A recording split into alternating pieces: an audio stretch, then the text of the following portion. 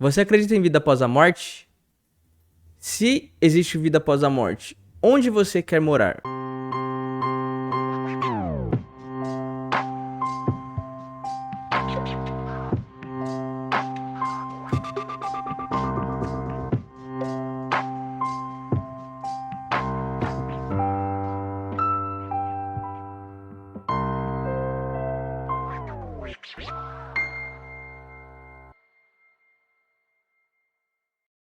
Olá, paz do Senhor a todos. Estamos começando mais uma pré-aula aqui pela Assembleia de Deus, Ministério Sopro Divino em Mauá.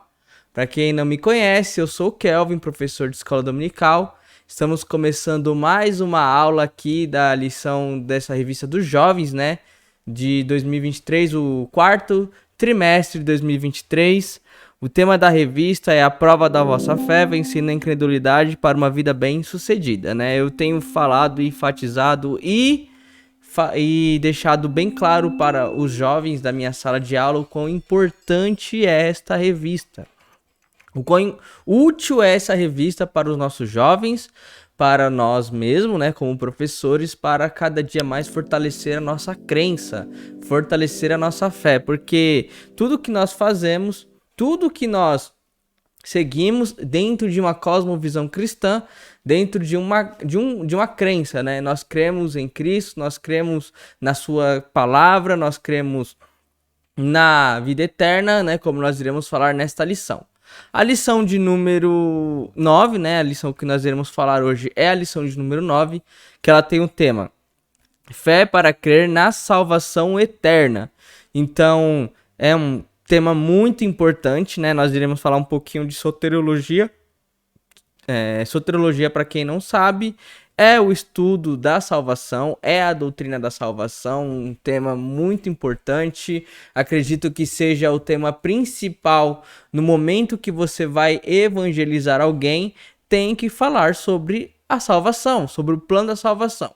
Se você for olhar no nosso canal, nós temos vários vídeos sobre este tema, né? Nós temos uma pregação até recentemente da nossa diaconisa Silvânia, né? Que falou sobre o plano da salvação, versículo a versículo, ponto a ponto ali.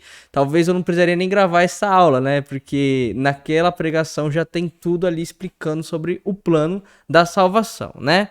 Mas vamos ao tema, né, dessa lição, vamos já ao texto da revistinha, né? Primeiramente o texto áureo, né? Que ele tem aí, o texto áureo diz assim: e como aos homens está ordenado morrerem uma vez, vindo depois o juízo. Está em Hebreus, capítulo 9, versículo 27. O resumo da lição, ele diz, né? A Bíblia nos orienta a viver hoje com a expectativa da salvação eterna. Os objetivos da lição, primeiro, é mostrar as teorias ateístas em relação à salvação. O segundo aí é destacar a perspectiva cristã a respeito da morte e da ressurreição. E terceiro, explicar a respeito da salvação e da vida eterna.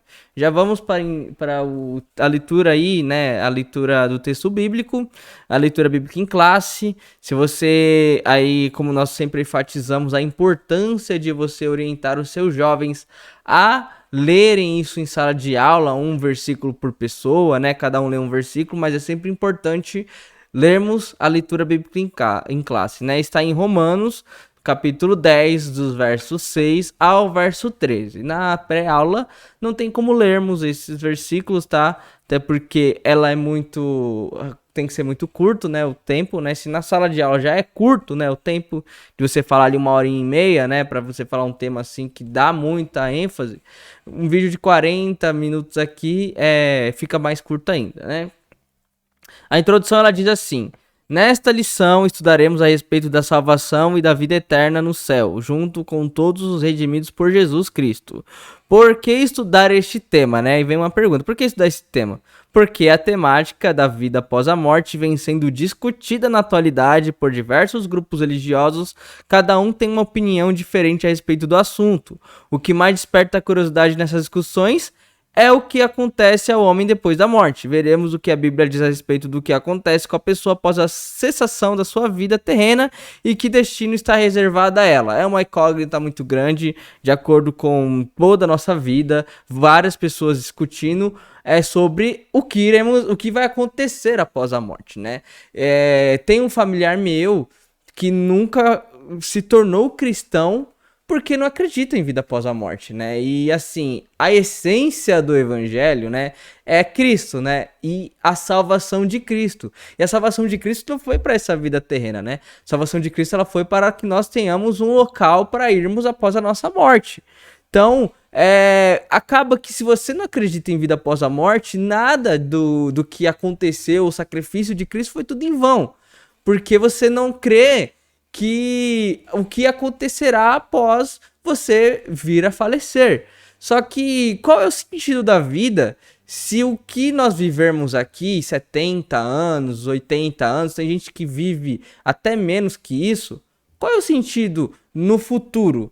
O que vier após isso? Qual o sentido da vida se não houver algo após a sua passagem aqui na Terra? Lembrando que a nossa vida terrena é muito curta. Se for parar a pensar, 70 anos não é nada. 70 anos ele passa que você nem vê. Hoje eu tenho 30 anos. Eu me assusto quando eu penso que eu tenho 30 anos, que eu já vivi 30 anos da minha vida e que suponhamos que eu só tenha mais 60% da minha vida. Entendeu? Dá um certo medo, um certo, né, não medo que eu digo, mas não digo medo, né, mas você sente assim que você fica, mas qual é o sentido da continuidade, do legado que você vai deixar? E sem contar que o que vai acontecer comigo quando eu sair daqui, né? Essa vem sendo a maior discussão, né? O que acontece após o seu último sopro de vida. E é o que nós iremos discutir hoje. Nós, como cristãos, nós acreditamos que existe sim vida após a morte. Muitas religiões acreditam em vida após a morte, mas cada uma tem a sua forma de pensar do que vai acontecer após a morte. Nós vamos falar sobre algumas religiões ateístas, né, dentro desse primeiro subtópico, né, desse primeiro tópico da revista, e depois nós iremos falar mais profundamente sobre nossa visão, né. O primeiro subtópico é o comunismo, né. Primeiro tópico, né, as teorias ateístas em relação à salvação. E aí o primeiro subtópico, como eu falei, o comunismo, e aí eu tenho alguns destaques, né. O primeiro destaque é que o comunismo ele teve seu início um século depois do existencialismo secular, liderado pelos filósofos Karl Marx e Friedrich Engels, talvez eu tenha falado errado a pronúncia, no livro Manifesto do Partido Comunista. Na visão deles, o conceito de céu é ilusório, no imaginário para amortecer a situação econômica e social do homem. Eles não acreditavam em uma vida eterna e salvação. Karl Marx e Friedrich Engels, né? Eles foram aí os líderes do movimento comunista, né? Hoje muito utilizado na nossa esquerda, né? No mundo inteiro. Os pensamentos de Karl Marx, né? Hoje nós falamos muito sobre o pensamento marxista, né? Então toda vez que você ouvir alguém falar do pensamento marxista, é o pensamento desse filósofo, né? Desse homem chamado Karl Marx, que ele é um movimento político, né? E levando em consideração político, ele leva muito aquela questão do bem social, né? Do social, do conceito de uma sociedade. E eles acreditavam então que vida após a morte e salvação era um conceito ali para política, né?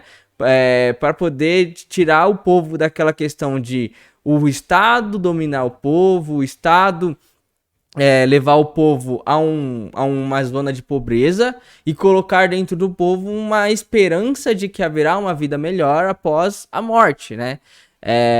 Então é um pensamento ateísta. Eles não acreditavam em salvação, eles não acreditavam em Deus, eles não acreditavam na religião, né? Nenhuma religião. E isso faz com que eles, geralmente, o pensamento marxista, né, eles levam muito a religião como se fosse uma massa de manobra, que faz com que as pessoas busquem algo, né, dentro de um conceito espiritual para poder se aliviar dos problemas que eles vivem, né? Mas nós sabemos que a promessa de uma vida melhor, a promessa de uma vida eterna, ela vai de contra, né? Ela é contra esses pensamentos, levando em consideração que o verdadeiro cristianismo nunca levou em consideração uma massa de manobra, ou então que o povo, uma multidão viesse para o cristianismo para que sua vida melhorasse. Muito pelo contrário, né? Se você for olhar, nós iremos olhar nos próximos tópicos que nunca foi prometido para nós uma vida melhor se nós viéssemos a Cristo nesta vida. Não, nessa vida nós sofreremos, né? Passaremos por dificuldades, o que vai contra, né? As pessoas, elas levam muito um alento, você vindo para a religião vai melhorar a sua vida, né? E esses pensadores, né, eles levam isso em consideração e falam assim, isso daí é para poder camuflar os problemas que eles vivem, mas como eu falei, muito pelo contrário, nós realmente passaremos por dificuldades, mas a salvação, ela vai além do material, ela vai por um âmbito espiritual, ela vai para um âmbito de que você, vindo para Cristo, você talvez não tenha sua vida mudada nessa terra. Talvez possa ser que ele te ajude, você passe por uma vida melhor. Só que a tendência é que você viva a sua vida normalmente, né?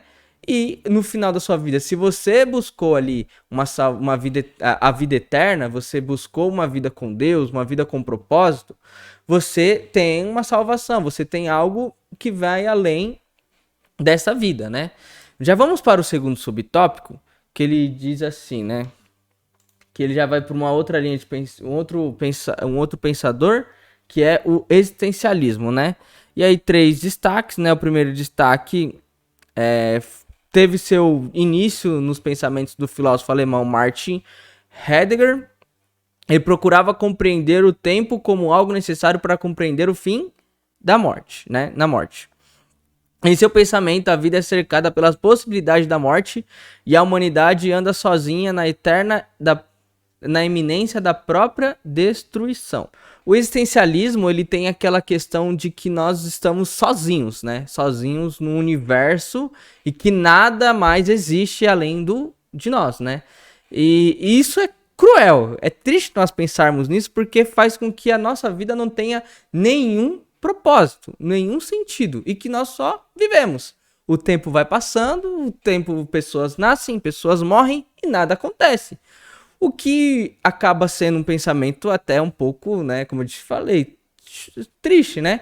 Porque tudo que você viveu num espaço aí de 60, 70, 80 anos, e aí, o que acontece? O que você... mas eu deixei um legado. Tá, mas você não vive o legado. Outras pessoas talvez vivam esse legado. O que é interessante é que nós entendermos que o que nós acreditamos vai contra isso, porque nós vivemos muito mais nós vivemos uma vida muito mais pensando no porvir do que nessa própria vida. Assim como Paulo ele fala, né? Aquele que pensa em Cristo apenas nessa vida é o mais miserável de todos. Por quê? Porque perdeu tudo, né? Se você vive apenas nessa vida, você já perdeu tudo. Porque vai passar, e aí essa vida aqui é somente, como eu falei, um sopro, né? A eternidade, ela vem após essa vida, né? E a eternidade é muito maior do que essa nossa vida. E o existencialismo, ele vai contra isso. O existencialismo, ele acredita que a nossa vida, nós não temos mais nada, não tem mais nada nesse universo, nesse mundo cósmico que traga para nós um alento, né? Então, iremos morrer e nada, vai ter um nada ali, né? Tem outras religiões também que tem esse pensamento, né? Mas aqui falou sobre existencialismo, né? E aí nós temos o terceiro subtópico, que é o principal pensador deste tema, né? Que é o francês Jean-Paul Sartre, né? O existencialismo francês exclui qualquer possibilidade de uma realidade espiritual última, né? Ele escreve como uma situação de desesperança onde não há escapatória. Ele não mostra nenhuma saída ou dá qualquer orientação para uma vida com sentido, que eu fui falando no tópico anterior, né? Que não existe sentido para o existencialismo, o que vai contra a nossa verdade, o nosso sentido da nossa fé. Se você for olhar em Filipenses capítulo 3, dos versos 18 ao 21, ele fala assim, né? Ele fala assim: pois, como já lhes disse repetidas vezes, e agora repito, com lágrimas, há muitos que vivem como inimigos na cruz de Cristo, e o destino deles é a perdição, e o seu Deus é o estômago, e eles têm orgulho do que é vergonhoso. Só pensam nas coisas terrenas. A nossa cidadania, porém, está nos céus, de onde esperamos todas as coisas debaixo do seu domínio. Ele transformará os nossos corpos humilhados, tornando-os semelhante ao seu corpo glorioso. Ou seja, há muitos que vivem como inimigos da cruz de Cristo. O que é ser inimigo da cruz de Cristo? É trazer a cruz de Cristo, a salvação dele, como algo fútil, que não tem sentido. O existencialismo, ele traz o sentido de que a nossa vida terrena é só ela e que nós estamos fadados à solidão eterna após o fim, o que vai de contra a cruz, porque a cruz, ela nos trouxe a salvação, ela nos trouxe um sentido, nos trouxe uma solução para o nosso problema após a morte. E aqueles que fazem isso, Paulo ele fala repetidas vezes com lágrimas, como inimigos da cruz, o destino deles realmente é a perdição. Mas não é um limbo que não vai ter nada, vai ter uma perdição eterna. Ele se perdeu no seu pensamento de que não existe nada. Trazendo então, né, e eles têm orgulho do que é vergonhoso. Essas pessoas, elas têm orgulho daquilo que é para trazer vergonha, né? Porque a cruz, ela vem para nos trazer uma salvação, e quando você nega a cruz é vergonhoso, mas eles têm orgulho de negar a cruz, né? E aqui você tem, né, que a nossa cidadania, porém, está nos céus, ou seja, aqui não é nosso lugar. Nós estamos de passagem aqui porque a nossa verdadeira cidadania vem após esta vida.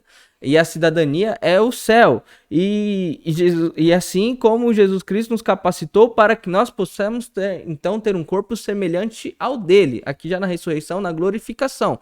Então, o existencialismo, ele nega tudo isso, né? Ele nega tudo isso, e Paulo batia de frente contra algumas religiões que não acreditavam na cruz de Cristo, mas nós temos que entender que o pensamento do existencialismo, ele vai contra o nosso pensamento, que é nós teremos uma vida após a morte, o que eles vão totalmente contra.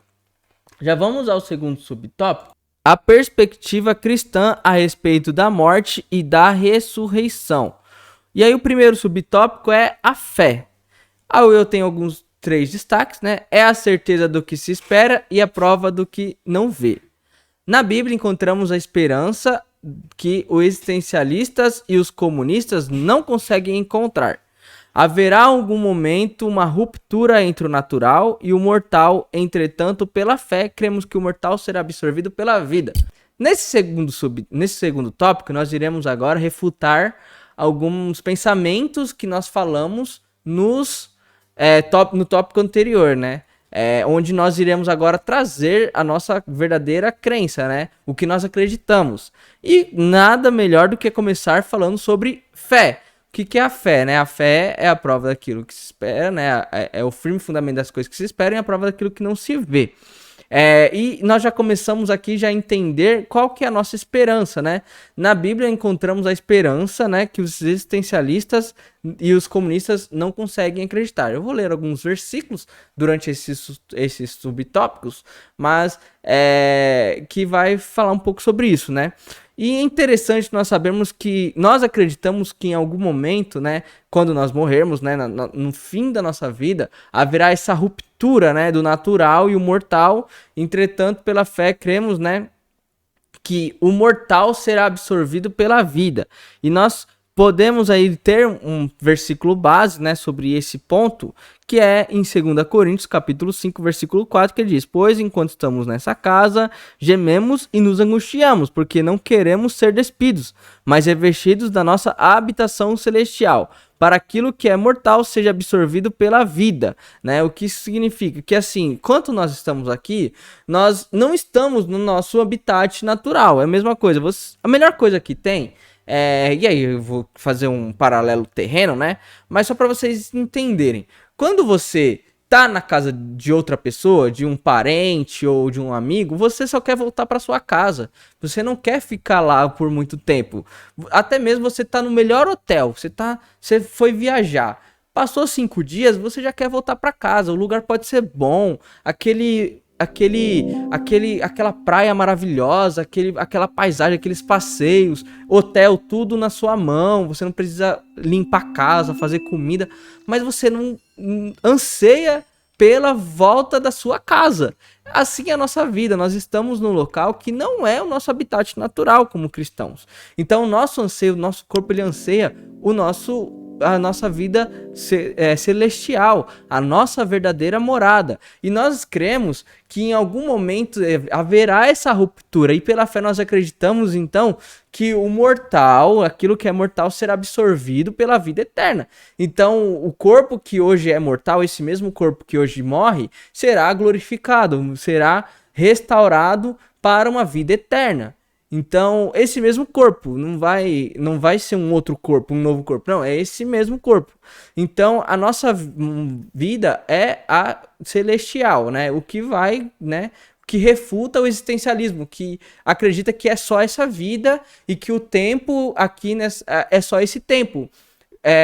Nós não cremos nisso. Nós cremos que após essa vida haverá outra vida, que é a verdadeira vida, né?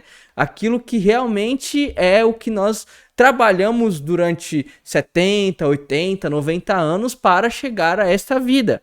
Porque aqui é somente uma passagem. Assim como diz no livro Uma Vida com Propósito, a nossa vida aqui é um preparativo, um estágio para a vida eterna. E é o que essa é a nossa fé, né? E agora o segundo subtópico, que diz o que é morte. E aí no segundo subtópico aí nós temos alguns destaques, né? Tem uns 5 destaques nesse. Quando você fala sobre morte, não tem como, você tem muitos pontos para falar sobre, né?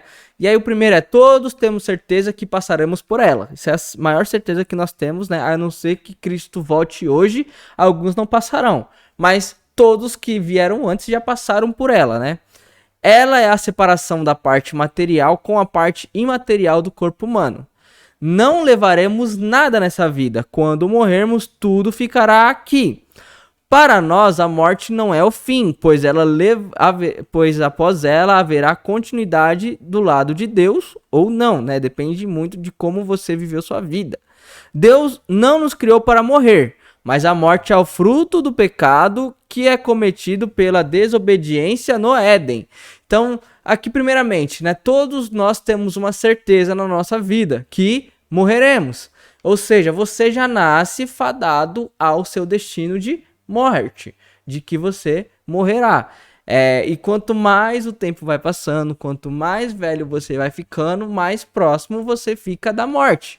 Ah, mas é sempre isso? Não. Tem gente que morre antes, tem gente que morre com 20 anos, tem gente que morre assim que nasceu e já morreu. É assim que funciona. A vida, ela é um sopro que você passou e morreu, né? E o que é morte, né? O que é morte? Morte, ela é a separação da parte material com a parte imaterial do corpo. Lembrando que nós temos a tripartição do corpo. Tem os que são dicotômicos, né? Que acreditam que alma e espírito é um só. E tem uns que são tricotômicos, né? Nós aqui acreditamos na tricotomia, que é o corpo, a alma e o espírito.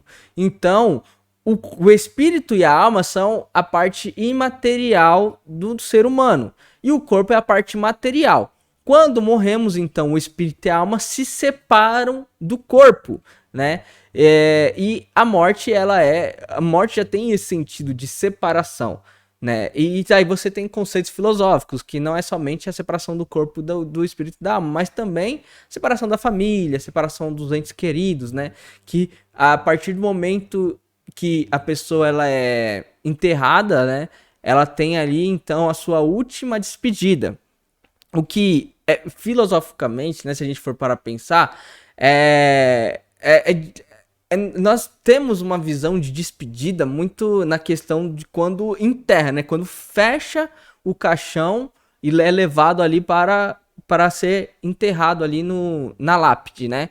Só que se você for parar a pensar que aquilo ali é somente um corpo, que não tem mais vida naquele corpo. Ou seja, a despedida é no momento em que há o último sopro. Ali sim é a despedida. Os familiares ali levam um corpo para dentro para poder ser enterrado. Ali já não tem despedida, é somente uma última visão daquele corpo que já não tem mais vida, né? Mas nós temos que entender que a morte, ela é a separação, né? Para nós, mas aí que tá, né? A partir da pessoa, a pessoa já morreu, né? Morreu, mas aí já acabou? Não, né? Nós não somos existencialistas, nós acreditamos que a partir da morte não é o fim. Após a morte, então, virá uma outra vida, né? A vida eterna. E também, né, nós temos que entender para onde nós iremos. Eu sempre faço 2 perguntinhas ali para quando você quer evangelizar, né? Você acredita em vida após a morte? A pessoa fala, acredito. Beleza, então vamos conversar. Onde você quer viver a sua vida após a morte? Aí a pessoa, eu quero pro céu. Beleza, você quer ir pro céu? Então vamos conversar. Aí você começa a falar, então, da salvação, da Bíblia, de como viver uma vida em santidade, porque a pessoa acredita que existe algo após a morte. Se a pessoa ela não acredita, ela não crê em vida após a morte, não tem muito sentido falar sobre a salvação, porque ela não crê nisso que existe. Ela não crê no sacrifício de Cristo e o sentido do sacrifício de Cristo. O sentido do sacrifício de Cristo é te levar para uma vida eterna, né?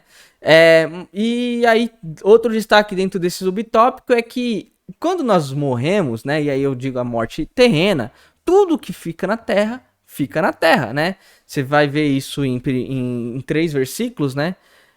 2 versículos, na verdade, que o primeiro versículo é em 1 Timóteo, capítulo 6, versículo 7. Pois nada trouxemos para este mundo, e dele nada podemos levar. Ou seja, nada trouxemos, né? Quando nós nascemos sem roupa, sem dinheiro, sem nada. E quando morremos também, não iremos levar nada dessa vida, né?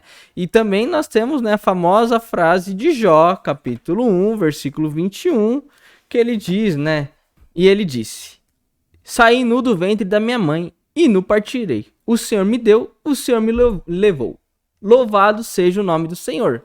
Lembrando que Jó havia passado ali por uma situação de perder tudo, né? Ele tinha tudo, dinheiro, ele tinha filhos, esposa, ele perdeu tudo, menos a sua esposa, né? E ele não indaga, ele não questiona, ele só fala: nu eu nasci, nu eu voltarei, né? Nu eu morrerei, nu eu sairei daqui. Então, nós temos que entender que a morte nós não levaremos a nada. Mas por quê, né? Por que morremos? Por que morremos? A explicação é em Romanos, capítulo 6, versículo 23, que eu acho que é um versículo que todo mundo conhece, mas em Romanos 6, 23, ele nos diz assim: pois o salário do pecado é a morte, mas o dom gratuito de Deus é a vida eterna em Jesus Cristo, nosso Senhor. E por que o salário do pecado é a morte? Porque Deus, ele fala para o homem, né? Aí nós vamos para Gênesis capítulo 2, versículo 15, que diz: e o Senhor Deus colocou o homem no jardim do Éden para cuidar dele e cultivá-lo. Aí versículo 16. E o Senhor Deus ordenou ao homem: coma livremente de qualquer árvore do jardim. Versículo 17. Mas não coma da árvore do conhecimento do bem e do mal, porque no dia que dela comer, certamente morrerá. Então, a justiça de Deus, ela trazia, né, a regra de que se o homem desobedecesse o mandamento, a morte viria sobre ele. Então é por isso que nós temos aí o salário do pecado, o pagamento do pecado é a morte, porque foi a justiça de Deus trouxe a morte, né, para a desobediência. Deus ele matou o homem porque ele é mau? Não, Deus ele trouxe a morte para o homem por causa da sua justiça, porque havia um preço para o homem se ele pecasse, e o preço é a morte.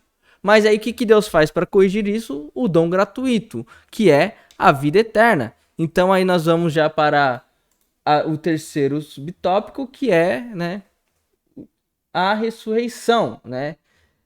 Que aí nós temos, então, nós falamos da morte, nós falamos agora da ressurreição. Temos alguns destaques também.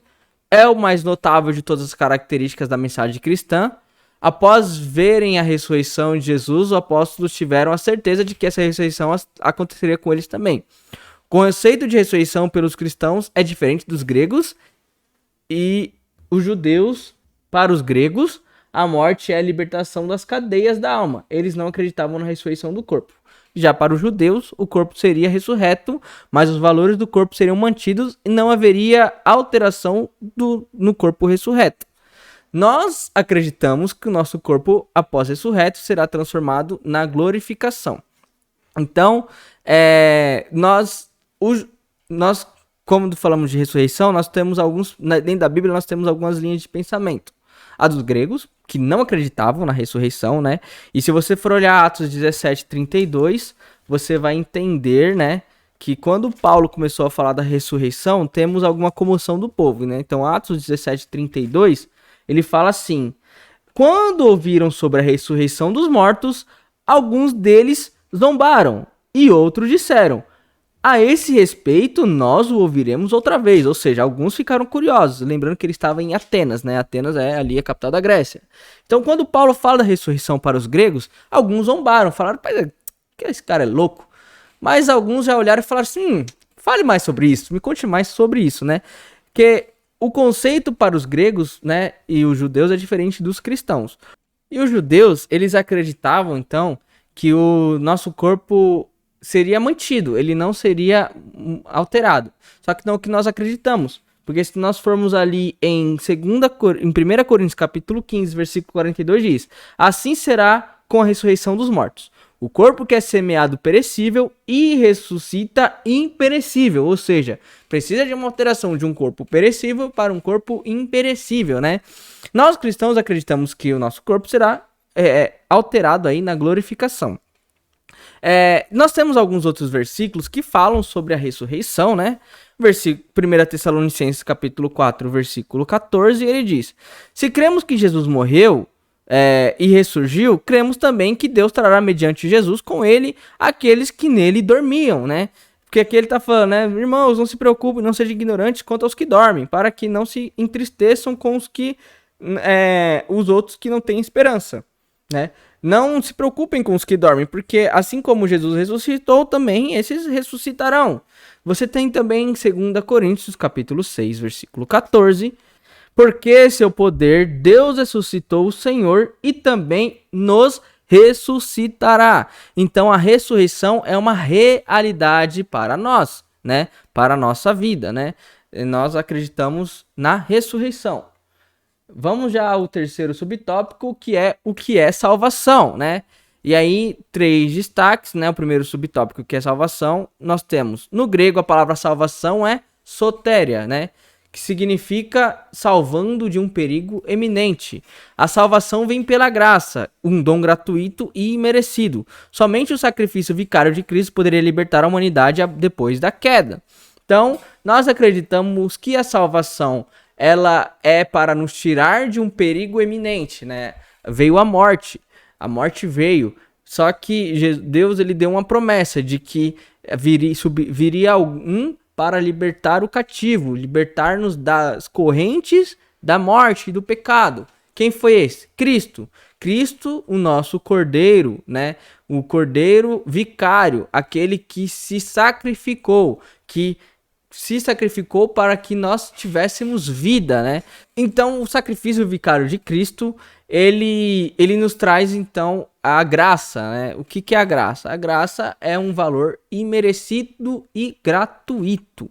Ou seja, a graça, ela é de graça para nós, mas ela teve um preço. Mas esse preço foi pago no sacrifício vicário de Cristo. E nós não merecíamos. Por quê? Nós pecamos. A morte era o preço que nós deveríamos pagar. Só que, imagine, você está devendo, a pessoa vai e paga para você, né? Você não merecia esse perdão, mas foi te dado de graça. Eu posso pensar o seguinte, você foi chamado para ir num evento, né? E esse evento é caríssimo, né? É caríssimo esse evento. Você não tem condições de pagar por esse evento, mas alguém paga por você. Você não merecia estar nesse evento, mas por alguém ter pago aquele evento para você, você tem total acesso para ir nele.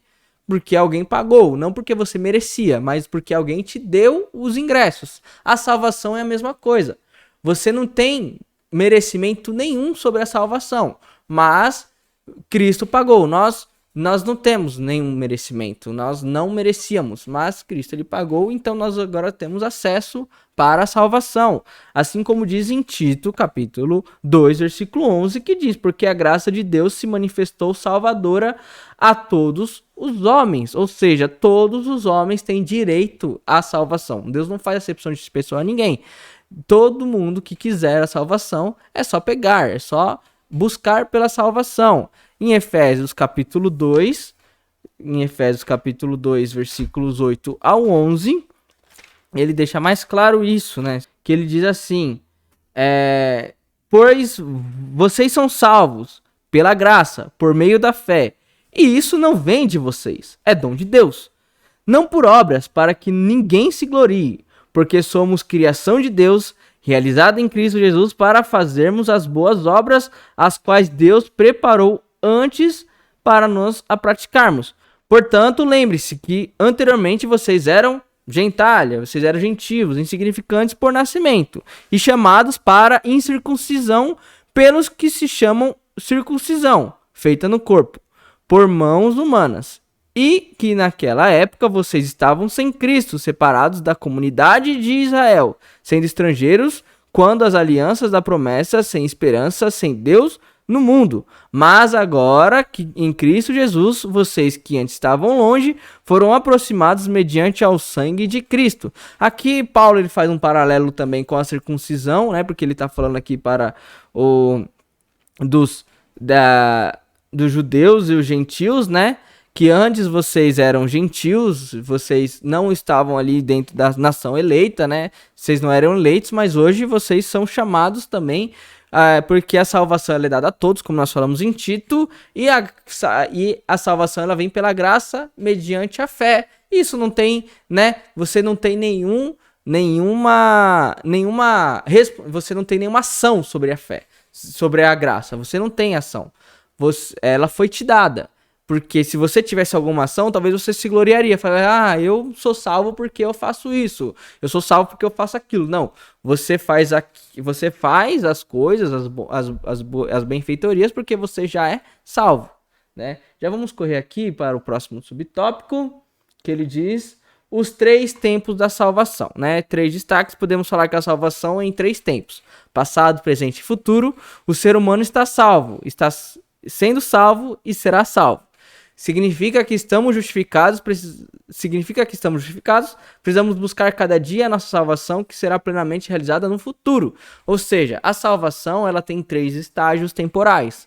Você é salvo instantaneamente, você tem que buscar sempre a salvação, para no futuro você ter a sua salvação, né? Parece ser estranho, né, falar isso, mas é a verdade. Você, quando é salvo, é instantaneamente salvo. Se você tem esse exemplo no ladrão da cruz. O ladrão da cruz viveu uma vida de pecado, uma vida de maldade. Ele estava ali porque ele era merecedor da cruz. O ladrão da cruz, ele realmente era merecedor do pior castigo da época, que era era uma pena de morte, né?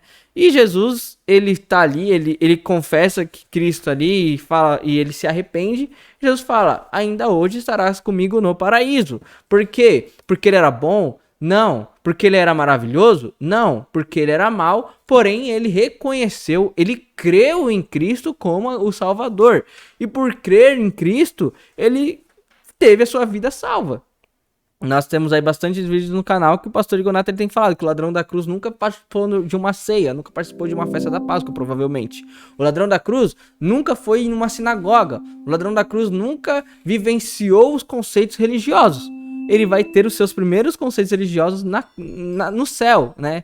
privilegiado. Mas por quê? Porque a salvação ela é instantânea. Você é salvo. Mas suponhamos que você não é o ladrão da cruz. Você não é o ladrão da cruz. Você se converteu hoje, vai ter que viver 1, 2, 3, 5, 10, 20 anos dentro de uma igreja, dentro de uma religião, dentro de uma vida com Deus. Dentro da vida com Deus, ou seja, você tem que buscar incessantemente a salvação, assim como você tem ali em Filipenses capítulo 3, versículos 13 e 14. Se você for em Filipenses capítulo 3, versículos 13 e 14, ele diz: Irmãos, não penso que eu mesmo já tenha alcançado, mas uma coisa faço, esquecendo-me das coisas que ficaram para trás, avanço para as que estão adiante, prossigo para o alvo, a fim de ganhar o prêmio do chamado celestial de Deus em Cristo Jesus. Ou seja, prossigo incessantemente atrás do alvo. Ou seja, eu não fui salvo, agora estou salvo. Agora vou ver minha vida aqui. Não, você tem que cada dia mais prosseguir para o alvo, para a salvação. Em 1 Pedro, capítulo 1, versículo 5, ele diz assim: que, mediante a fé, são protegidos pelo poder de Deus até chegar à salvação, prestes a ser revelada no último tempo. Ou seja, aqui nós já estamos no último estágio, né? Nós, então, precisamos entender que a vida, você é salvo instantaneamente, você tem que buscar todo dia a salvação para chegar no estágio de 1 Pedro capítulo 1, versículo 5, né? Que é a salvação prestes a ser revelada nos últimos tempos. Então, nós temos que entender que existem 3 estágios temporais para a salvação. Lembrando que a salvação é instantânea. João, né? Jesus mesmo disse em João capítulo 11, versículo 25. Ele diz assim, Jesus, aqui é o próprio Jesus dizendo, e disse-lhe: Eu sou a ressurreição e a vida. Aquele que crê em mim, ainda que morra, viverá. Ou seja, ele é a ressurreição e a vida. Se você crer nele, viverá, será salvo, né? Então, vamos ao terceiro subtópico, que ele já é aqui habitar com Deus, né? Aí o primeiro destaque aí é: o cristianismo apresenta a salvação como habitar com Deus, junto com a sua presença, pois acreditamos em um Deus pessoal. No mundo teremos muitas lutas e dificuldades, mas a promessa para os salvos são a vida vindoura. Na eternidade não haverá mais choro, tristeza, doença, mais nenhuma maldade, pois tudo isso vai contra a natureza de Deus. Ele não poderia habitar em um lugar assim. Se você for em João, capítulo 16, versículo 33, Jesus ele diz assim, né? Diz assim: Eu digo essas coisas para que em mim vocês tenham paz. Neste mundo vocês terão aflições, contudo tenham bom ânimo. Eu venci o mundo. Ou seja, ele nunca prometeu para nós que nessa vida nós teríamos algo bom, né? Teríamos uma... Claro que você pode ver uma vida de bens, uma vida bem sucedida, mas nunca isso foi a promessa, nunca foi o prometido. O prometido é que nós teríamos aflições, que nós temos uma esperança. Qual é a esperança? Sair dessa vida e viver uma vida com Cristo.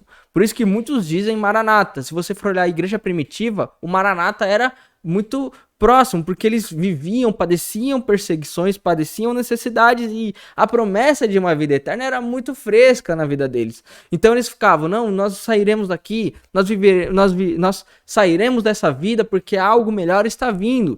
E aí você vê muito Paulo falando: irmãos, consolai-vos uns aos outros, consolai-vos, porque a nossa vida não é aqui, nós iremos viver uma vida uma vida com Cristo. Todos esses versículos que nós lemos sobre salvação os apóstolos trazendo um calento, né? Trazendo uma consolação aos irmãos ali que só padeciam perseguições e padeciam dificuldades.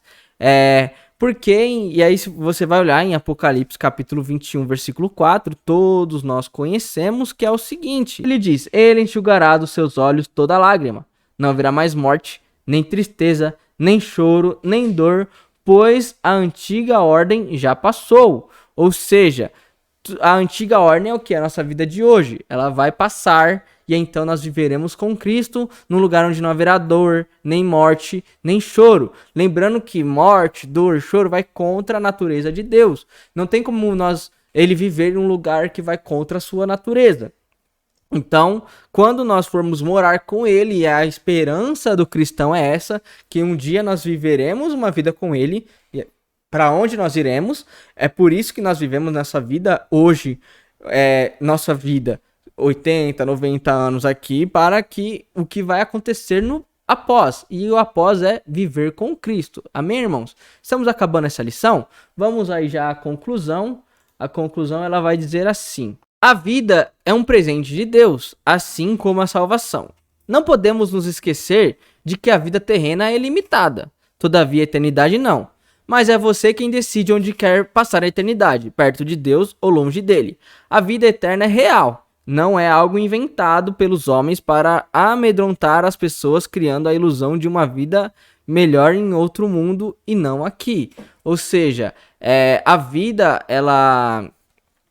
eterna, ela é real. A vida eterna, ela existe. E o Apocalipse, eu já tive muitas vezes, né, um pensamento de que o Apocalipse era um livro de alerta, né? Ah, o Apocalipse é um livro de alerta, é um livro para nós trazermos um temor. Não, não é. O livro do Apocalipse é um livro de esperança. Por que esperança? Porque nós vivemos uma vida de pecado, de dor, de doença, de morte, de perda. Nós passamos muitos reveses na nossa vida inteira, mas alegrai-vos. Por quê? Porque haverá um momento em que nada disso mais haverá. Essa vida que nós vivemos é um estágio para outra vida, porque Cristo já pagou o preço da morte. Pagando esse preço, hoje nós vivemos uma vida para que nós aceitamos ele como nosso Salvador, para que a partir disso nós sejamos salvos. Então a vida é uma dádiva de Deus, assim como a salvação é uma dádiva dada a todos os homens. Ou seja, todos os homens têm o total direito de receber a salvação, até mesmo aqueles piores seres humanos que viveram.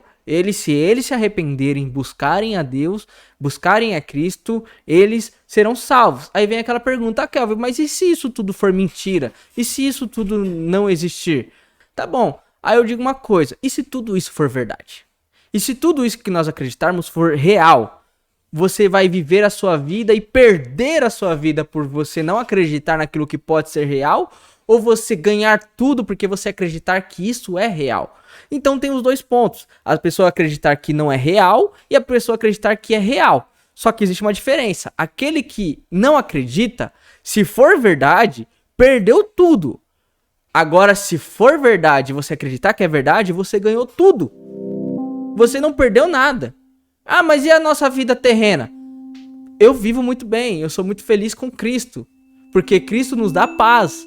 No mundo, eu vos dou a minha paz. Ou seja, talvez esse vazio que você sinta é porque você não acredita que a vida vindoura é real.